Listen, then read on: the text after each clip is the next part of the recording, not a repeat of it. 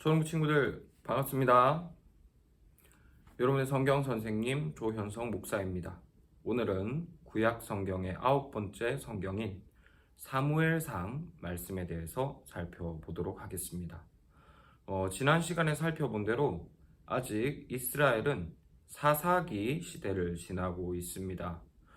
사사시대는 사사기 성경 때뿐만 아니라 룻기, 그리고 우리가 지금 살펴보는 사무엘상 시작 부분까지 역사가 이어집니다. 그리고 성경은 이런 사사기 시대를 한마디로 표현해서 자기 소견에 옳은 대로 행했던 시절이다라고 말을 하고 있습니다. 여기에서 사람이 소견에 옳은 대로 행했다는 건 자기 눈에 보기에 좋은 대로, 자기 마음대로 행했다는 의미입니다. 그리고 이것은 결코 좋은 일이 될 수 없었습니다. 왜냐하면 사람들이 자기 마음대로 산다는 것, 이것은 곧 자신들을 돌봐줄 하나님과 상관없이 살았다는 의미이기 때문이죠. 그리고 우리는 이와 같이 사람들이 자기 소견에 옳은 대로 행했던 모습의 예를 이 사무엘상에 등장하는 엘리 제사장의 두 아들을 통해서 발견할 수 있습니다. 엘리 제사장의 아들들은 아버지와 마찬가지로 제사를 섬기는 제사장들이었습니다. 제사장은 당연히 하나님께 제사를 잘 드리도록 이 제사를 경건하게 섬기는 사람이었겠죠. 하지만 엘리의 아들들은 오히려 하나님의 제사를 엉망으로 만들어 버렸습니다. 제사 때 하나님께 드릴 고기를 자기 마음대로 가져와서 먹어버렸고, 또 하나님께 바쳐드려야 할 그 제사의 순서도 무시하고 자기 마음대로 제사를 망쳐버렸습니다. 왜냐하면 자기 마음대로 하고 싶었기 때문이죠. 하나님께 드리는 제사의 제물을 자기 마음대로 먹고 싶었기 때문에 이들은 하나님께서 정해놓으신 제사의 규칙을 어겼던 것입니다. 그리고 이와 같은 엘리의 두 아들들은 당시 사사시대가 어떠했는지를 우리에게 잘 보여주고 있습니다. 제사장이 이 정도였다면 보통 사람들이 어떠했을지는 짐작이 가시겠죠. 모든 사람들이 자기 마음대로 살아가는 시대, 그래서 하나님의 말씀과 뜻을 무시하는 시대, 하나님과 함께 살아가기를 귀찮아하는 시대가 바로 이 사사시대였던 것입니다. 그리고 하나님께서는 생명이시기 때문에 이런 하나님을 귀찮아하고 멀리하던 사사시대가 어렵고 어두웠던 시대였던 것은 어쩌면 당연한 일이었는지도 모르겠습니다. 그런데 사무엘서에 들어오면서 이 시대, 이 어두운 사사의 시대가 끝이 납니다. 그리고 이 어두운 사사 시대의 끝을 알리는 한 사람이 등장하게 되는데요. 바로 한나라는 여자입니다. 오늘은 이 한나가 누구인지, 그리고 어떤 일을 했는지에 대해서 살펴보도록 할 텐데요. 사무엘상 1장을 보면 이 한나는 엘가나라고 하는 남자의 두 아내 중 한 명이었습니다.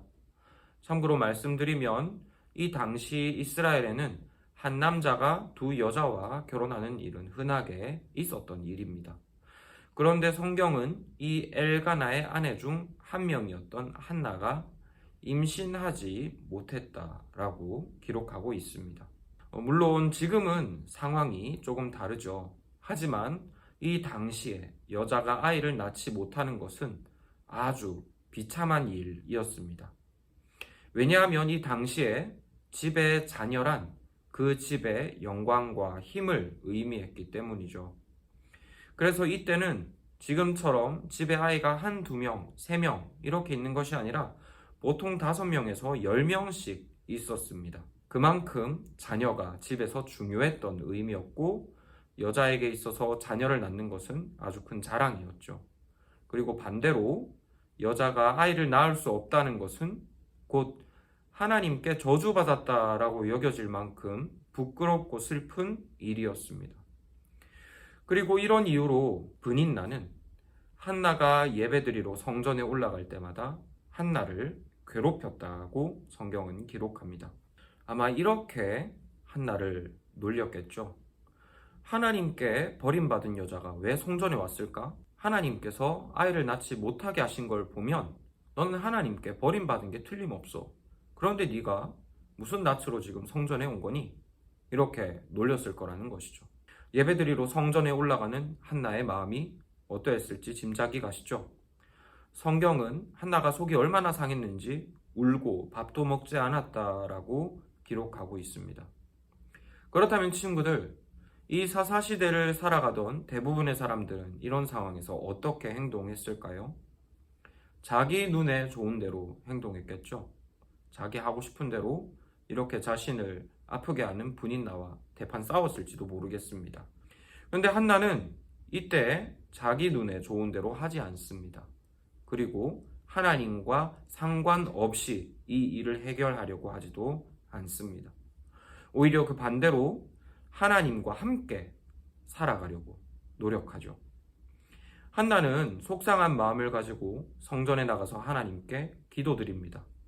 그런데 한나가 뭐라고 기도했는가 하면 하나님께 아이를 주시면 이 아이를 하나님을 섬기는 사람으로 바쳐드리겠습니다 라고 기도했습니다. 이런 한나의 기도가 무슨 의미였을까요? 단순하게 아이를 달라고 하는 기도는 아니었겠죠. 만약에 아이를 달라고 했던 기도라면 아이를 하나님께 드린다라고 한 것이 아니라 아이를 제가 잘 키우겠습니다라고 했을 테니까요. 그런데 한나는 아이를 주시면 아이를 하나님께 드리겠다고 했습니다. 한나가 단순하게 아기를 달라고 기도하는 것이 아니라는 의미이죠.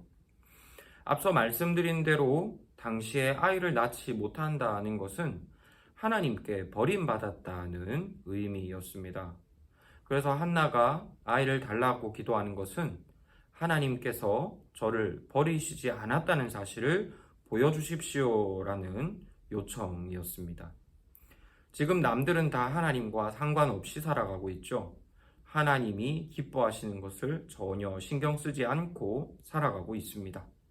그런데 한나는 지금 하나님과 함께 하나님의 도우심으로 살아가기를 구하고 있는 것이죠. 그리고 하나님은 이런 한나에게 응답해 주셔서 사무엘이라는 아이를 얻게 하십니다. 그리고 이 사무엘이라는 아이는 장차 자라서 이 어두운 사사시대를 끝내고 하나님의 구원을 가져다주는 위대한 하나님의 일꾼으로 쓰임받게 되는데요. 그런데 이 사무엘이라는 이름의 의미가 무엇이냐면 바로 하나님께 구하였다는 의미입니다.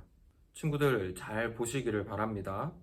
이스라엘의 사사시대는 왜 어둡고 힘든 시대가 되었을까요? 사람들이 자기 눈에 좋은 대로 살고 싶었기 때문이죠. 하나님과 상관없이 살고 싶어서 하나님을 버렸기 때문 이 사사시대가 어렵고 어두운 시대가 된 것입니다. 그런데 한나는 하나님의 함께 하심을 구했습니다.